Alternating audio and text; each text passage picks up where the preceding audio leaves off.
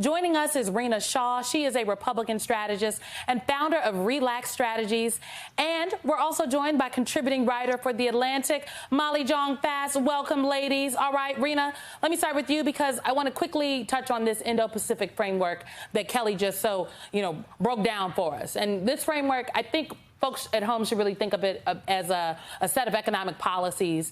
And frankly, they're pretty important. No one country can solve supply chain issues by itself. So all of these countries signing on is huge. But how does the White House make sure this translates to voters?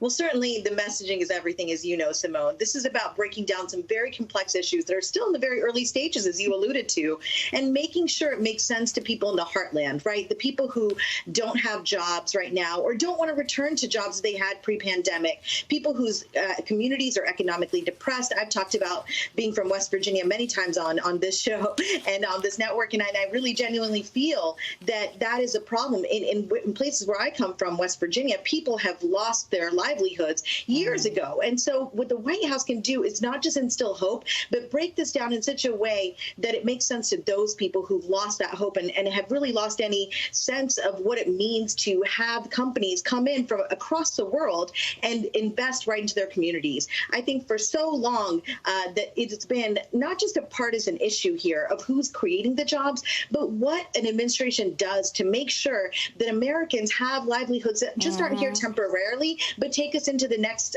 century and frankly, do better for future generations. Yes, longevity is the word here, Rina, longevity. Okay, jobs that stay with us. I want to talk about some domestic issues right now, but that's also connected globally, because like I said, we're all swimming in this global pond. And I want to talk about the baby formula shortage. Now, I was very disturbed when I first heard about the baby formula shortage, and now it has really rocked households across the country. Parents are reeling and just they're looking for some relief. Now, the United States, they recently received a shipment of hypoallergenic formula, so that is for babies that have allergies. We're still waiting on some relief for the babies without allergies. Those shipments came from Europe, and more shipments are on their way this week. Rina, I'm wondering if you think that we as a country are doing enough for families, particularly mothers, who are relying on this formula to feed their children. Yeah, Symone, this one hits directly home for me. I have a newborn. She's 5 weeks old, actually, tomorrow. And so my household is dealing with this in real time. I'm supplementing with a formula that actually is a sensitive brand, because it's not true that all babies have allergies, right? Some do and some don't. But the truth is that a lot of babies can't tolerate just one type of formula. With my first child, we tried different ones. And so, look, this has been a bit of a nightmare over here for me. I have actually taken to waking up 2 times in the night, 1 a.m. and 4 a.m. to pump in order to make sure I have enough breast milk supply to provide my newborn. And I have 3 children. So the reality is this. Look, I'm a woman of privilege. I am very blessed to have family help. Not every American woman does. My brother just did 40 miles yesterday in his car, round trip to my home to pick up formula from a store. 40 miles?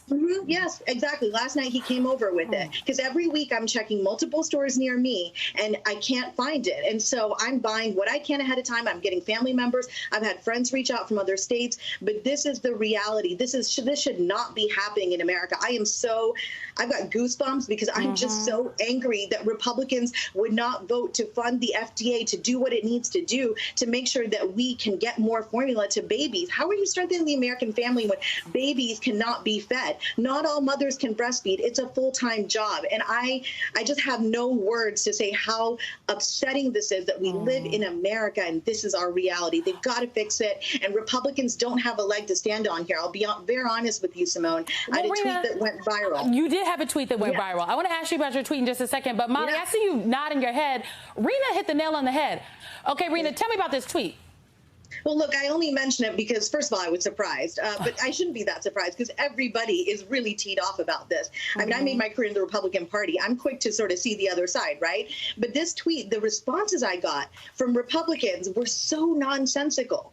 And it's, number one, that Biden created the supply issue. No, he did not. If anything, Trump's renegotiation of NAFTA was part of what created the issue. But secondly, also, there was a major corporation that that has a monopoly, frankly, on the baby formula market here in this country. It makes no sense. It makes no sense that I didn't know that there were maybe 3, maybe 4 companies that make baby formula, and one of them had about 43% of the market. It's insane.